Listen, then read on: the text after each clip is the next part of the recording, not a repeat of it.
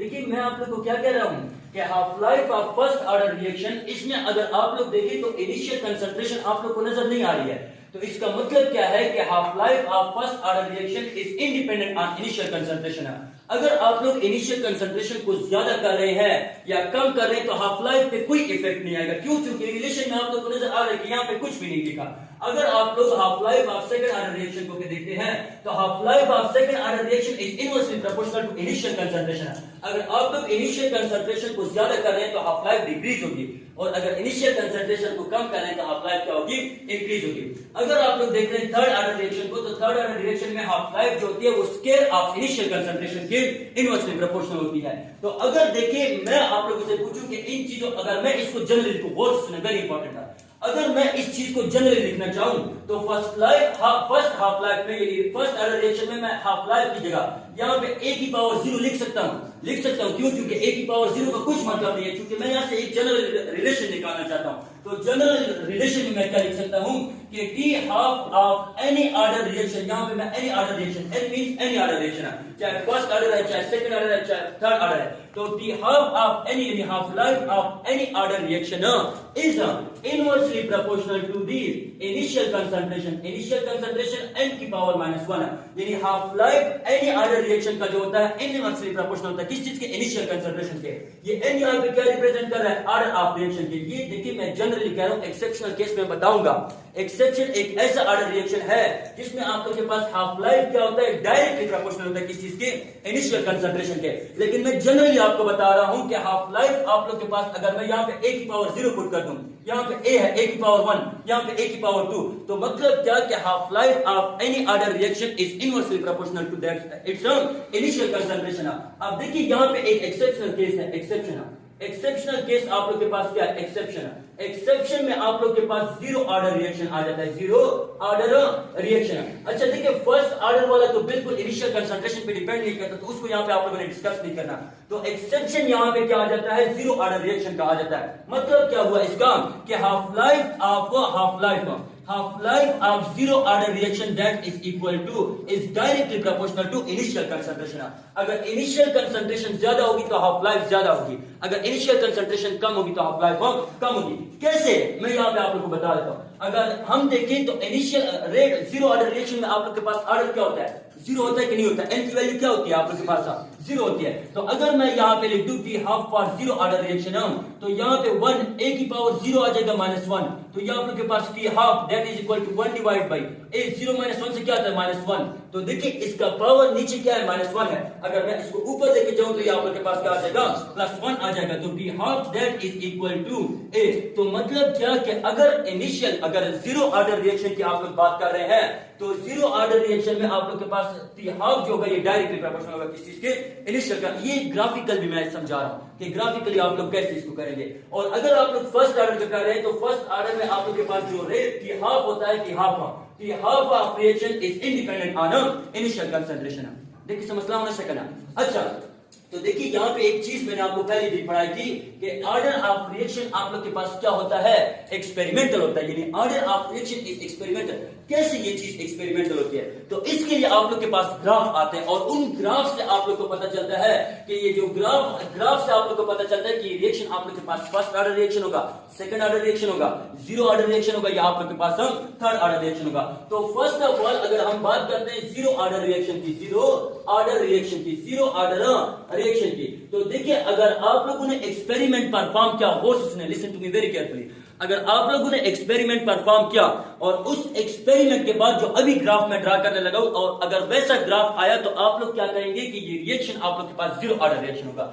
तो for example इस side पे मैं क्या ले लेता हूं? कंसंट्रेशन ले लेता हूं, और इस साइड पे मैं क्या लेता हूं? रेट ले लेता हूं। तो अगर 0 ऑर्डर रिएक्शन है तो इसके लिए हम रेट लॉ को लिख चुके हैं कि rate that is equal to k into concentration of reactant. जो होता है रिएक्टेंट की कंसंट्रेशन आप लोग के पास क्या होती है? 0 होती है।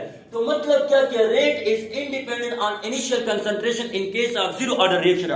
तो अगर मैं कंसंट्रेशन को इंक्रीज कर रहा हूं या कंसंट्रेशन को क्या कर रहा हूं? डिक्रीज कर रहा हूं, तो आप लोग के पास ये जो ग्राफ है क्या आएगा? स्ट्रेट लाइन आएगा। इसका मतलब क्या है कि आप लोग के पास जो रेट है, ये डिपेंड ही नहीं कर रहा है किस चीज पे? कंसंट्रेशन पे। अगर मैं कंसंट्रेशन को इंक्रीज कर रहा हूं या कंसंट्रेशन को क्या कर रहा हूं? डिक्रीज कर रहा हूं, तो आप लोग के पास जो रेट होगा वो क्या होगा? चेंज नहीं होगा, रेट आप लोग के पास कांस्टेंट रहेगा। यहां से आप लोग को डायरेक्टली पता चल रहा है। अच्छा, अगर इसके मैं हाफ लाइफ के लिए ग्राफ ड्रा कर दूं तो यहाँ पे टी हाफ आप लोग के पास हो जाएगा और यहाँ पे आप लोग के पास क्या हो जाएगी, कंसंट्रेशन।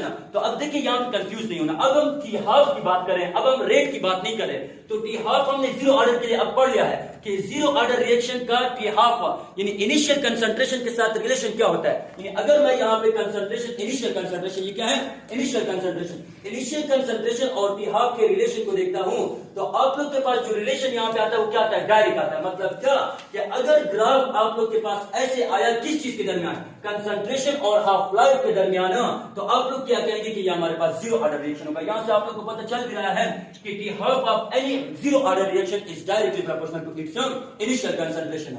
अच्छा, अगर आप लोग के पास फर्स्ट ऑर्डर रिएक्शन है, फर्स्ट ऑर्डर रिएक्शन, तो in case of first order reaction, in case of first order reaction में हम क्या कहते हैं कि rate that is equal to k into concentration of reactant की पावर आप लोग के पास इन एक्सपोनेंट क्या होता है, 1 होता है। तो मतलब क्या कि rate of reaction is directly proportional to concentration of reactant. अगर रिएक्टेंट की कंसंट्रेशन को 2 टाइम इंक्रीज कर रहा है, rate will increase 2 times, 4 time increase होगा, 6 टाइम इंक्रीज होगा। तो अगर मैं यहाँ पे रेट और कंसंट्रेशन के दरमियान, यहाँ पे आप लोग के पास रेट है और यहाँ पे आप लोग के पास क्या है, कंसंट्रेशन, इनके दरमियान रिलेशन ड्रा करना चाहता हूं ग्राफ हो, तो अगर इस तरह का ग्राफ आया किस चीज के दरमियान, कंसंट्रेशन और रेट के दरमियान, जब आप लोग एक्सपेरिमेंट कर ले और एक्सपेरिमेंट के बाद अगर कंसंट्रेशन जो डेटा आप लोग के पास आ रहा है उस डेटा से अगर आप लोग के पास रेट और कंसंट्रेशन के दरमियान ऐसा ग्राफ आया तो आप लोग क्या कहेंगे कि this reaction is first order reaction.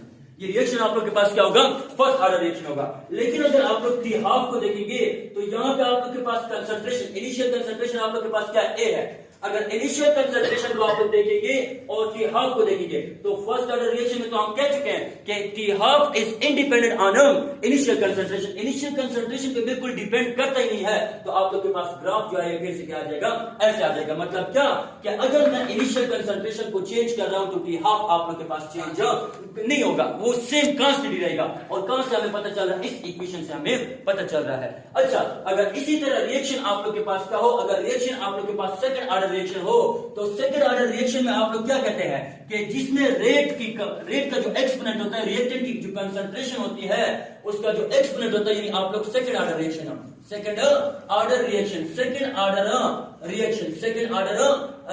Graphical, ये हम क्या करने जा रहे हैं, ग्राफिकल रिप्रेजेंटेशन। तो सेकंड ऑर्डर में आप लोग क्या कहते हैं कि rate is directly proportional to concentration of reactant और यहाँ पे आप लोग के पास पावर क्या होती है, 2। अब मैं ये आपको ऑलरेडी बता चुका हूँ कि रिएक्टेंट या तो सेम हो सकते हैं या क्या हो सकते हैं, आप लोग के पास डिफरेंट है। अगर सेम है तो 2 मॉलिक्यूल, अगर डिफरेंट है तो दोनों का एक मॉलिक्यूल होगा। तो अगर आप लोग देखिए, अगर इसके लिए मैं ग्राफ को ड्रा करना चाहूं तो यहाँ पे आप लोग क्या लिख देंगे, कंसंट्रेशन का स्क्वायर, यहाँ पे क्या है आप लोग के पास, कंसंट्रेशन का स्क्वायर, और यहाँ पे आप लोग क्या लिख देंगे, रेट लिख देंगे। यानी कंसंट्रेशन को 2 टाइम्स करने से 2 का स्क्वायर क्या आ जाएगा, 4, रेट आप लोग के पास क्या होगा, 4 टाइम्स इंक्रीज। तो ग्राफ आप लोग के पास फिर से इस तरह आ जाएगा।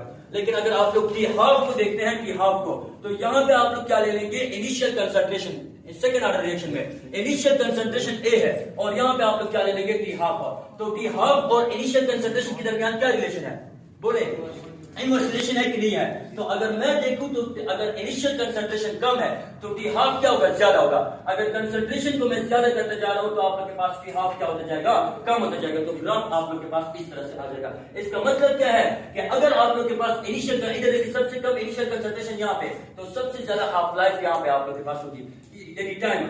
या अगर मैं इनिशियल कंसंट्रेशन को यहाँ पे इंक्रीज करता जा रहा हूं तो आप लोग के पास हाफ लाइफ जो होता है वो क्या होता है, डिक्रीज होने लगता है। तो इसीलिए आप लोग क्या कहते हैं कि यहाँ पे हमारे पास इनवर्स रिलेशन होगा। अगर मैं थर्ड ऑर्डर की बात करता हूँ, थर्ड ऑर्डर की, तो थर्ड ऑर्डर में भी देखिए आप लोग के पास ये होगा, फर्क ये होगा कि थर्ड ऑर्डर में आप लोग के पास रेट का क्या होता है, एक्सपोनेंट क्या होता है, 3 होता है। तो यहाँ पे आप लोग C3 लिख देंगे और यहाँ पे आप लोग क्या लिख देंगे, रेट को लिख देंगे। तो ग्राफ फिर से इसी तरह आने लगेगा। और यहाँ पे अगर मैं हाफ लाइफ देखता हूँ तो हाफ लाइफ आप थर्ड ऑर्डर में आप लोग के पास क्या देता है, इनिशियल कंसंट्रेशन का स्क्वायर। तो यहाँ पे मैं इनिशियल कंसंट्रेशन का स्क्वायर ले लूंगा और यहाँ पे आप लोग के पास भी हाफ, तो ग्राफ फिर से आप लोग के पास क्या आ जाएगा, इसी तरह आने लगेगा, बस काटेगा। तो इसी तरह आप लोग के पास क्या आ जाएगा।